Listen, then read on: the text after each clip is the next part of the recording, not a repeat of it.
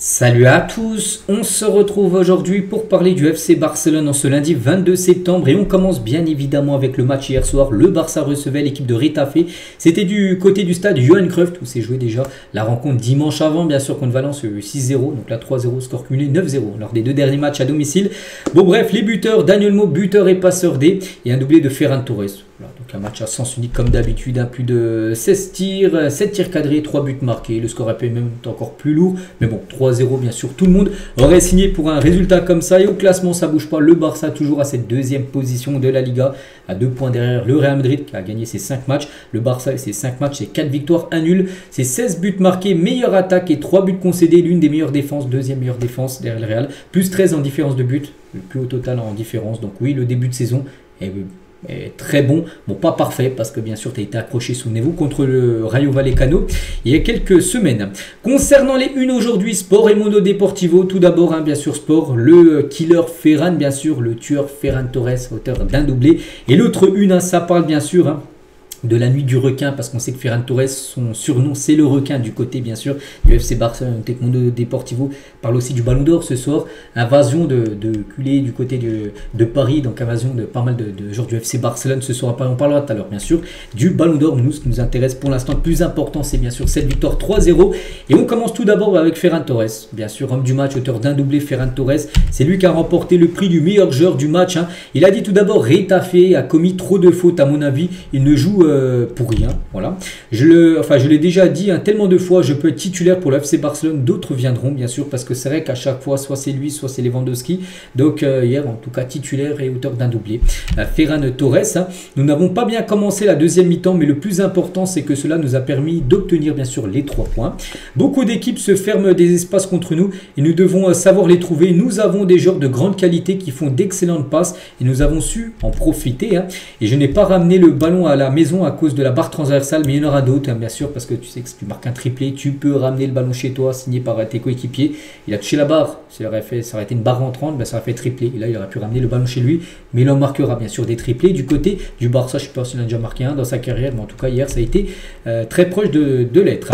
Je veux devenir l'attaquant principal du Barça. Chaque match je grandis et je gagne en maturité bien sûr, et toujours avec Ferran, on voit bien que j'ai bien joué aux côtés de Lewandowski, parce que Lewandowski de base a commencé numéro 9 hier, et lui il a plutôt joué ailier gauche à la place de Rashford. Rashford, on parlait tout à l'heure, il arrive en retard, Rashford, à la causerie d'avant-match le matin, donc du coup il est en retard, tu es remplaçant le soir, sinon ça aurait été certainement Rashford qui aurait commencé titulaire à la place de Ferran Torres. Il a dit, il a pu jouer, les deux attaquants ont pu jouer ensemble, donc Lewandowski et bien sûr Ferran Torres ont commencé les deux titulaires. Hansi Flick, qu'est-ce qu'il a pensé aussi de tout ça? Donc il est très important d'avoir des joueurs en pleine forme. Nous avons des matchs tous les 3 ou 4 jours, donc c'est génial que nos joueurs soient performants à un haut niveau. C'est vrai qu'il y a eu match hier, il y a déjà un match après-demain les gars, mercredi, de nouveau le Barça joue un match, je ne sais plus c'est contre qui, on parlait tout à l'heure du programme, mais voilà, c'est vrai que là ça s'enchaîne. C'est pas de la Ligue des Champions, c'est de la Liga. Après il y a un match dimanche prochain, puis après de nouveau de la Champions League la semaine prochaine, voilà, tous les 3-4 jours, il y a une rencontre. Je me concentre uniquement sur mon équipe quand des situations se produisent sur le terrain. Je veux protéger mes joueurs, donc j'ai parfois l'air en colère. Mais ce qui compte toujours pour moi, c'est l'intérêt de mon équipe, pas celui de l'adversaire. Donc chaque joueur de l'équipe est important. Je suis content d'avoir des attaquants de ce niveau. Et ils nous aident bien sûr beaucoup. Et nous avons 25-27 joueurs et nous avons besoin de tout le monde. Le plus important pour moi, c'est que chaque joueur donne le meilleur de lui-même pour le bien de l'équipe. Et Olmo l'a bien fait aujourd'hui. C'est ce que nous attendons de lui tout au long de la saison, parce que Daniel Mo parlera tout à l'heure, buteur et passeur D bien sûr, le joueur espagnol. Nous avons réussi à contrôler le match, nous avons bien joué, nous avons obtenu les 3 points. Ce n'est pas facile de marquer des buts contre Retafe, qui est une équipe très coriace à jouer, surtout chez eux. Donc là hier c'était à Barcelone, mais nous l'avons fait. Parce que c'est quand même une belle défense, bien sûr, Retafe. Je suis reconnaissant vers les joueurs.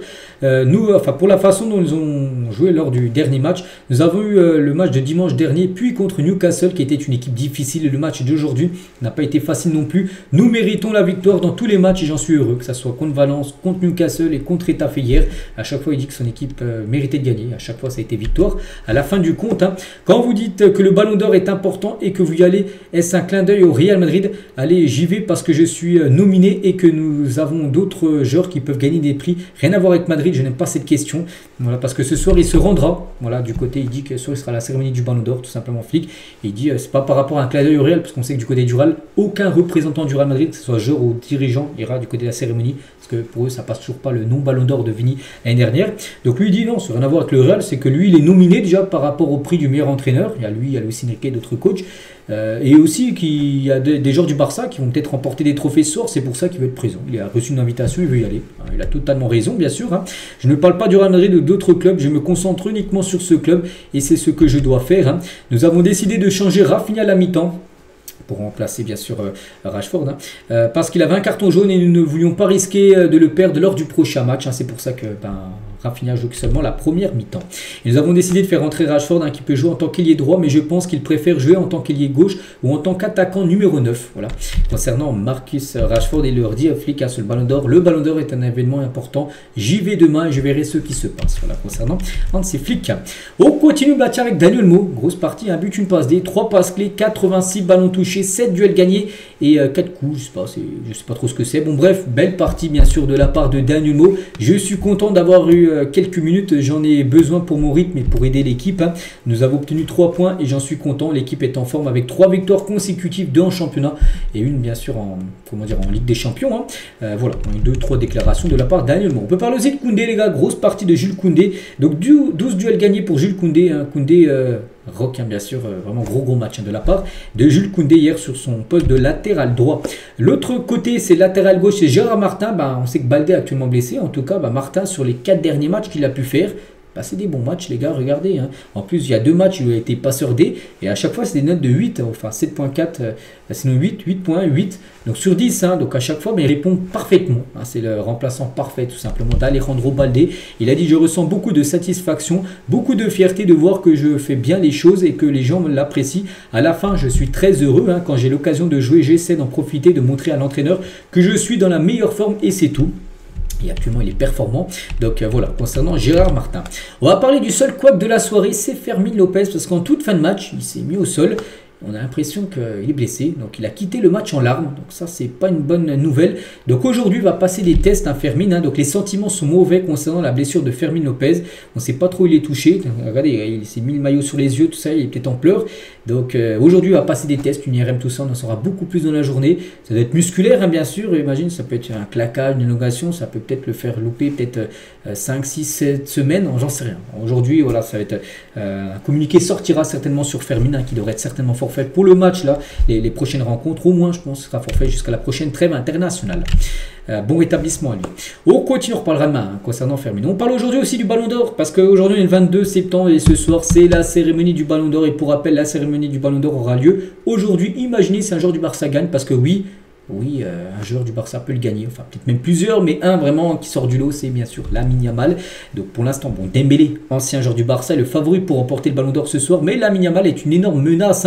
Tout peut arriver les gars. Souvenez-vous l'année dernière, Vini Junior, tout le monde se dit oui Vini, tiens, il va gagner le Ballon d'Or, tout ça. Et le jour même, on avait pris que c'était Rodri qui a gagné le Ballon d'Or. Donc voilà, c'est pour ça qu'on se dit, peut-être le grand favori, c'est peut-être pas sur lui qui gagne le Ballon d'Or. N'oubliez pas les gars que personne ne sait qui a remporté le Ballon d'Or, pas même le vainqueur lui-même, parce qu'à l'époque, je crois que ça fait 2 ans que ça a changé le schéma, mais avant les gars, le Ballon d'Or, par exemple quand c'était Messi, déjà 2 semaines avant, il savait que c'était lui le Ballon d'Or parce qu'il y avait des représentants de France Football qui allaient questionner Messi, lui faire une interview. Maintenant, c'est fini ça. Maintenant, le vainqueur le sait le jour même. Donc, c'est pour ça que tout peut arriver. C'est vrai que pour l'instant, Dembélé est favori, mais ça peut être Lamine Yamal, on verra. Ce soir, aux alentours des 23h à peu près, la cérémonie commence à 21h ce soir.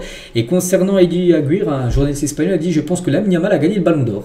On verra pour l'instant, il dit ça, mais il ne sait pas. Personne ne sait qu'il a gagné, à part bien sûr ceux qui font les votes, voilà, le patron de France Football, ceux qui gèrent bien sûr le Ballon d'Or. Mais en tout cas, Lamine sort, il sera bien présent à Paris pour cette cérémonie. 20 proches essentiels de la famille de Lamine Yamal seront à la cérémonie du Ballon d'Or ce soir. Une possible fête privée dans Paris pour être organisée en cas de ça. Donc, s'il venait à remporter le Ballon d'Or sur Lamine Yamal, il fêterait tout ça avec sa famille. Il y aura certainement sa grand-mère ce soir, des amis très proches de Lamine Yamal qui seront également présents, plus de 20 personnes, bien évidemment. Donc sinon la délégation du Barça qui sera présente, donc Lamine Yamal sera là, Rafinha sera également là, Cubarsí, Flick, Laporta. Et sinon il y aura pas mal de joueuses aussi, hein, des joueuses du FC Barcelone, Putellas, Bonmati, tout ça seront présents. Mais pas que les deux, ils ont gagné les 4 derniers ballons d'or de chacune. À noter que Pedri et Lewandowski ne seront pas présents. Pedri il a dit qu'il avait besoin de souffler, il regardera la cérémonie à la télé, mais il a été invité mais il ne viendra pas, hein, Pedri. Donc voilà, on parlera bien sûr de tout ça demain. Demain mardi, donc voilà ce qu'il y a à dire aujourd'hui. J'espère que ça vous a plu. On se retrouve nous demain mardi bien sûr pour le prochain numéro. À demain.